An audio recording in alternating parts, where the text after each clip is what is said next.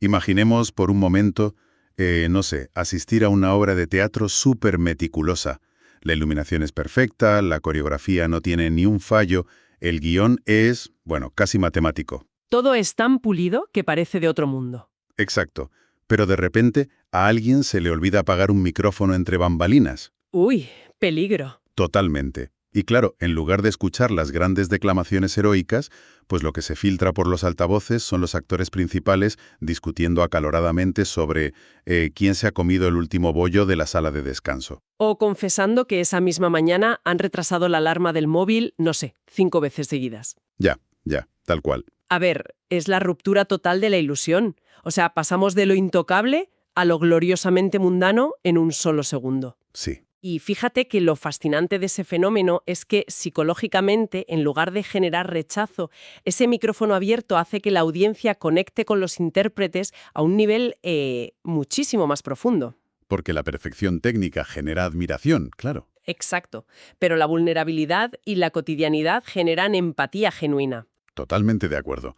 Y bueno, ese es exactamente el espíritu del material que vamos a desgranar en el análisis a fondo de hoy. Que además tiene mucha miga. Ya te digo, sobre la mesa tenemos un documento que, a simple vista, pues podría catalogarse como un mero producto promocional, pero esconde muchísimas capas. Sí, estamos hablando de la transcripción del episodio 44. Que fue un especial en directo, además, del programa de radio oficial del anime Las 100 novias que te quieren mucho, mucho, mucho, mucho, mucho, mucho. O Hyakano, se le conoce popularmente para abreviar, porque madre mía con el título. Sí, tela marinera.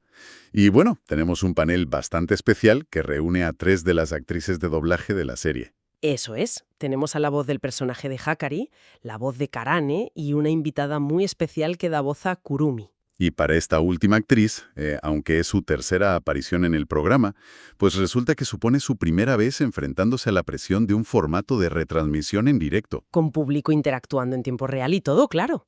La frescura que soporta es brutal. Totalmente. Así que la misión para este análisis no es repasar un simple boletín de noticias de la industria del anime, ¿sabes? No, para nada. Vamos a utilizar esta transcripción como una ventana de observación.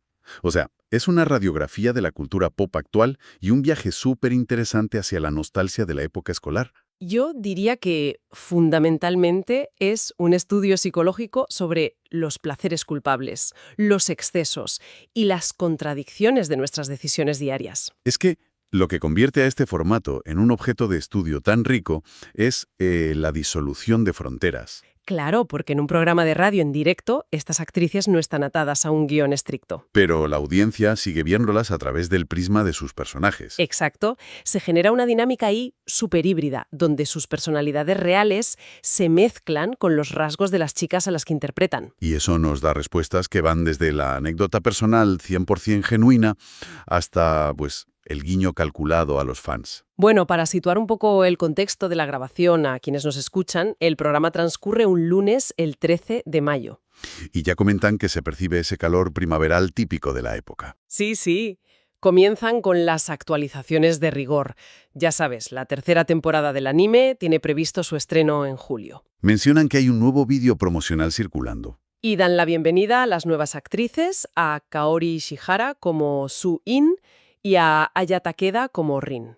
Y no podemos olvidar que hay espacio para comentar la broma que gastaron el 1 de abril por el April Fools. Madre mía, la broma. Es que publicaron una imagen promocional presentando a la subdirectora del instituto como si fuera una nueva heroína romántica. ¡Qué locura! Tuvieron que salir a desmentirlo rápidamente, para alivio de algunos y, bueno, decepción de otros seguidores. A ver, es una estrategia comunitaria muy astuta.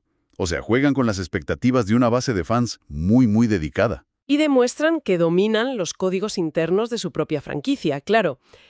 Pero el análisis se pone verdaderamente interesante cuando abandonan ese guión promocional. Sí, cuando abren la famosa caja de las 100 preguntas. Que está alimentada directamente por los oyentes. Ahí es donde una pregunta que parece banal como «Oye, ¿cuál era tu asignatura favorita en la escuela?», pues actúa como un detonante para explorar la identidad. Y vaya si la explora. O sea, las respuestas marcan el inicio de una inmersión en la excentricidad total. Porque, a ver, Hay preferencias normales, ¿no? A una le encantaba el arte y la música. A otra prefería la biología. Hasta ahí todo bien, pero el salto mental maravilloso llega cuando la invitada, la voz de Kurumi, explica que a ella le gustaban el arte y la biología combinados. Porque le fascinaba el proceso de diseccionar y crear. Y lo ilustra soltando con una naturalidad pasmosa que en las escuelas de cocina de Japón diseccionan atunes enteros. Es que es brutal.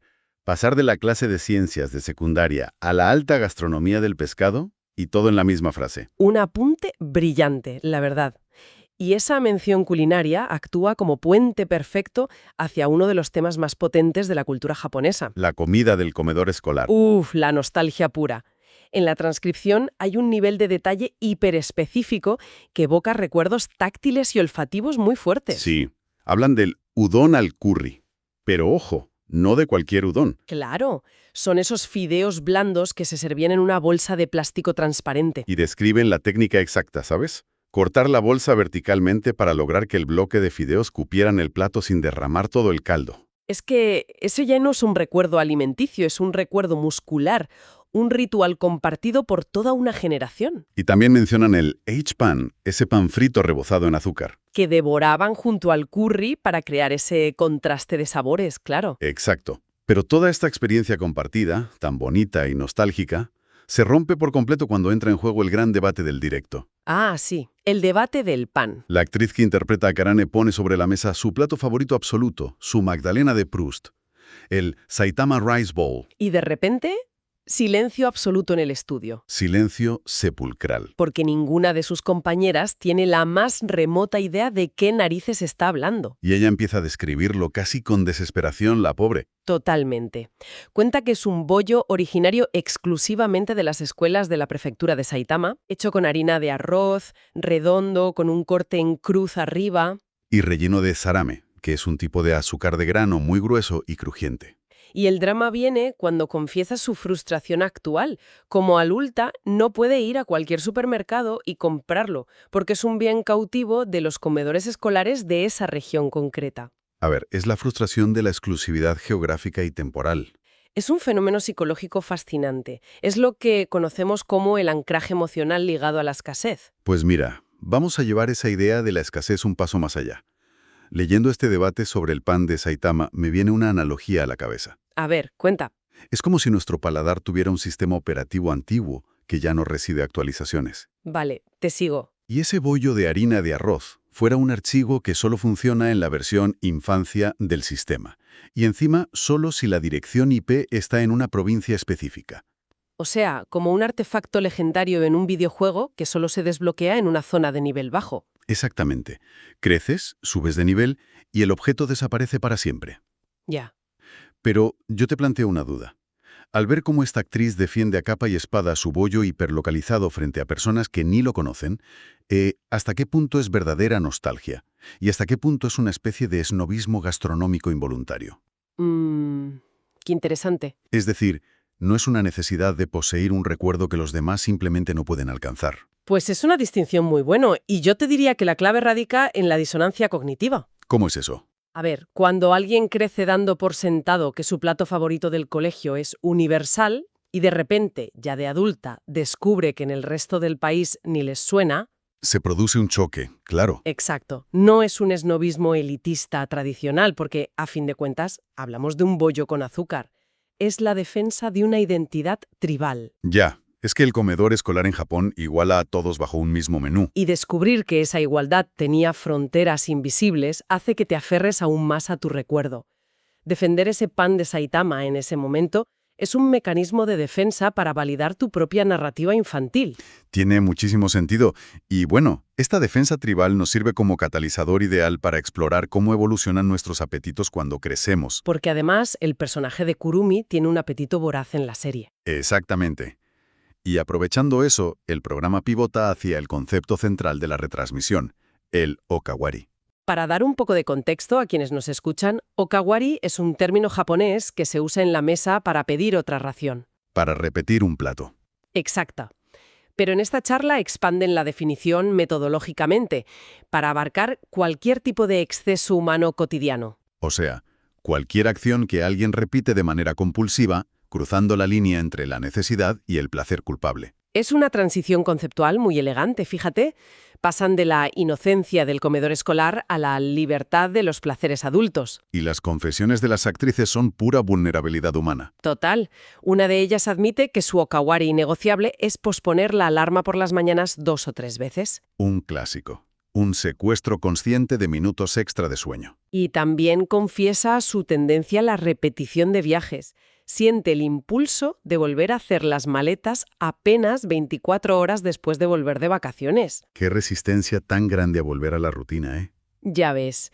Y luego está la devoción casi religiosa que sienten 2 de ellas por la sauna. Uy, sí. Describen un ciclo de castigo y recompensa que es brutal. Entran y salen repetidamente para someter al cuerpo a contrastes térmicos. Hasta alcanzar ese estado que en Japón llaman totonou. Sí, una especie de nirvana o relajación absoluta provocada por el agotamiento del sistema nervioso. Y por si someter al cuerpo a ese estrés fuera poco, rematan el ritual consumiendo un tonteki. Madre mía, ¿el tonteki? Un filete de cerdo inmenso bañado en salsa agridulce y ¿sabes cuál es la excusa? Que necesitan recuperar minerales, ¿no? Exacto, reponer desesperadamente los minerales sudados en la sauna. Es que ese ciclo de la sauna y el cerdo ilustra perfectamente el mecanismo de estrés controlado seguido de una recompensa calórica masiva. Un hackeo consciente del sistema endocrino en toda regla. Totalmente. Pero donde este concepto de okawari adquiere dimensiones de estudio sociológico es cuando empiezan a leer las anécdotas extremas de los oyentes. Uf, sí. Se abre un abanico que muestra que el ser humano no tiene fondo. A ver, las historias son un mural asombroso. Tenemos excesos físicos que parecen deporte de riesgo. Un estudiante de secundaria que se bebe 5 botellas de leche en un solo día de clases. ¡Tela! Otro que describe la agonía de intentar resistirse al arroz blanco ilimitado y gratis que dan en los restaurantes de ramen. Una batalla contra los carbohidratos perdida de antemano. Y la gesta heroica de alguien que se comió 100 cuencos de wanko soba en la ciudad de Morioka. Sí, para quien no lo sepa, te sirven minúsculas porciones de fideos a toda velocidad hasta que no puedes más. Hay más, ¿eh? Alguien que comió lengua de ternera, el gyutan, 2 veces en el mismo día en Sendai. Otro que se zampó 40 platos de sushi. Y un antiguo deportista que se comía 4 trozos de mochi, el pastel de arroz, antes de cenar. Y otros 4 de postre, claro. Ah, y el que come 2 cuencos de fideos de fin de año, el toshiko shisoba, solo para tener buena suerte. Lo interesante aquí es que, en el contexto cultural japonés, estos excesos alimenticios tienen un tono festivo. Sí, casi de celebración de la abundancia. Exacto. Pero el tono de la conversación cambia sutilmente cuando introducen ejemplos del okawari moderno. El que está impulsado por la tecnología, no por el estómago. Ahí la cosa se pone más seria. Un oyente expone su incapacidad para dejar de hacer scroll infinito en vídeos cortos de YouTube y TikTok. En la cama, sacrificando horas de sueño sin darse cuenta. Y otro relata una compulsión financiera. No puede parar de meter monedas en las máquinas de gancho y en los juegos de gacha. Gastando sumas irracionales buscando una recompensa aleatoria. Y resulta súper cómico como la actriz invitada, ante esta confesión, le da un consejo pragmático aplastante. Sí, le dice que es mucho más barato comprar directamente la caja entera de artículos por Internet. Que así te eliminas el factor azar y sufres menos, dice. Y tiene toda la razón. Ese contraste entre los excesos es fundamental para analizar esto. ¿A qué te refieres? A ver, ¿por qué comerse 100 cuencos de fideos es una anécdota heroica, pero pasar 3 horas deslizando el dedo por una pantalla se percibe como oscuro? Por el tipo de recompensa, supongo. Por los límites biológicos. El estómago, en algún momento, envía una señal inequívoca de saciedad y de dolor que te obliga a parar. Claro, el cuenco 100 te tiene que doler sí o sí. Exacto, pero el algoritmo de una red social o una máquina de gacha están diseñados para no tener fondo. Son infinitos por diseño. Hackean el circuito de la dopamina, ofrecen promesas constantes de novedad que el cerebro humano más primitivo es incapaz de rechazar. Porque claro, evolucionamos en un entorno de escasez, donde ignorar un estímulo novedoso era un riesgo para la supervivencia. Precisamente. Y esa búsqueda del estímulo constante nos lleva a los excesos puramente sensoriales y peculiares del programa. Ay, mis favoritos. Alguien que se come una caja entera de caramelos de menta de golpe. Buscando una hiperestimulación del frescor, me imagino. O alguien que pospone la alarma cada 5 minutos. Pero el mejor, sin duda, es un oyente que confiesa tener adicción a hundir la cara en sus gatos para olerlos. Es que es muy fuerte.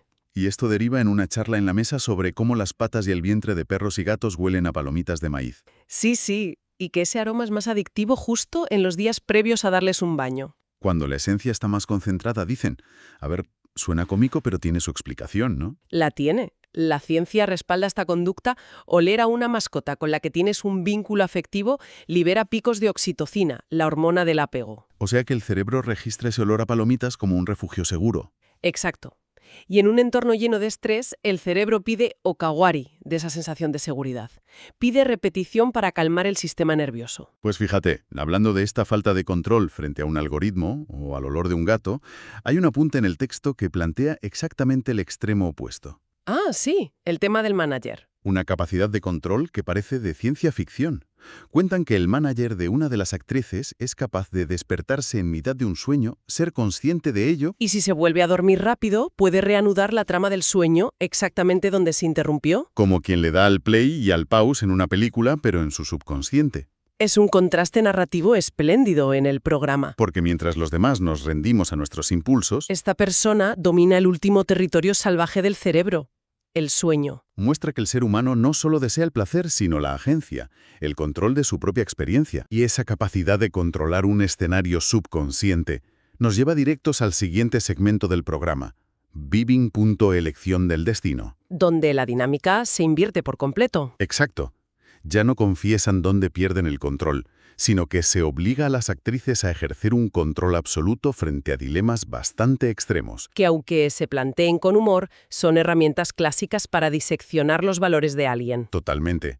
Revelan cómo priorizan el confort o el estatus. El primer bloque va sobre fricción social. Les preguntan si prefieren un buffet de lujo en completa soledad o una cadena de restaurantes baratos pero rodeadas de amigos, Y las tres eligen el buffet en solitario sin dudarlo ni medio segundo. argumentando el desgaste emocional que supone socializar con conocidos, citando incluso el manga El gourmet solitario. Sacrifican la compañía a cambio de paz mental. Una decisión que subraya el agotamiento de su profesión, donde la extroversión constante es su herramienta de trabajo. La soledad se vuelve un lujo. Y ese deseo de evitar la fricción social cobra aún más sentido con los superpoderes. ¿Controlar mentes o leer mentes? Las opiniones aquí son fascinantes. Dos de ellas eligen controlar mentes. Porque creen que descubrir lo que la gente realmente piensa de ella sería demasiado traumático. Prefieren la ignorancia inducida. Y la única que elige leer mentes lo hace con una condición muy estricta. Sí, tener un interruptor para apagar la habilidad cuando quiera y no deprimirse. Este patrón de evitar el desgaste mental se repite con el siguiente dilema. Sufrir la maldición de no poder mentir nunca o la de solo poder comunicarse mintiendo. Eligen la incapacidad de mentir. Sí, pero la justificación que dan despoja la decisión de cualquier moralidad. No lo hacen por ser buenas personas, claro. No, argumentan que, logísticamente, es mucho más sencillo vivir diciendo la verdad con buena oratoria y ambigüedad. Antes que soportar el inmenso esfuerzo de recordar una red compleja de mentiras. Es pragmatismo puro y duro. Es la teoría de la carga cognitiva aplicada al pie de la letra. El cerebro humano necesita optimizar energía. La verdad es computacionalmente mucho más barata de procesar. Totalmente. Prefieren un silencio tenso a una arquitectura de engaños agotadora. Y ese mismo pragmatismo rige otras decisiones más cotidianas. Como la de nunca llegar tarde frente a nunca olvidar objetos. La puntualidad gana por goleada. Claro, por la ansiedad que generan los retrasos en los trenes en Japón. Aunque la defensa del despiste viene con una anécdota de terror real. Madre mía, la fotocopiadora. Una de ellas se dejó una copia de su carné de conducir en la fotocopiadora de una tienda durante una semana entera. Una pesadilla de seguridad personal, vamos. Ya te digo. O cuando debaten sobre si prefieren salsa barbacoa o mostaza para los nuggets. Coinciden en que la mostaza es la evolución del paladar adulto. Pero a la vez reclaman soluciones salomónicas, pidiendo a las cadenas de comida rápida paquetes dobles o alabando ediciones limitadas de queso. Se niegan a elegir, básicamente. Sí, pero ese rechazo a elegir desaparece de golpe cuando se enfrentan a los dilemas sobre su legado profesional. Ahí la sinceridad alcanza sus cotas máximas. Les dan a elegir entre crear un éxito viral masivo de 1 año de duración o una obra maestra de culto para la historia. El panel se divide entre el instinto financiero y el prestigio. Sí, 2 de ellas admiten sin tapujos que el éxito viral trae ganancias económicas gigantes. Contrastando con la visión más romántica de la otra compañera que busca el respeto de su profesión a largo plazo. Pero la verdadera culminación, y donde yo veo una contradicción monumental, llega con el dilema laboral definitivo. A ver, Les proponen elegir entre un trabajo duro y mal pagado, pero con gente maravillosa, o el trabajo de sus sueños rodeadas de personas horribles. y basándose en sus traumas de trabajos precarios, eligen unánimemente el buen ambiente laboral. Afirmando de forma rotunda que la gente tóxica destruye cualquier motivación. ¿Vale? ¿Y dónde ves la contradicción? Pues que, por un lado, defienden vehementemente que lo primordial es estar con gente estupenda en un entorno sano. Ajá. Pero, minutos antes, en el dilema de los poderes, preferían controlar la mente de esa misma gente antes que saber lo que realmente pensaban. Ah, ya veo por dónde vas. Es una paradoja tremenda.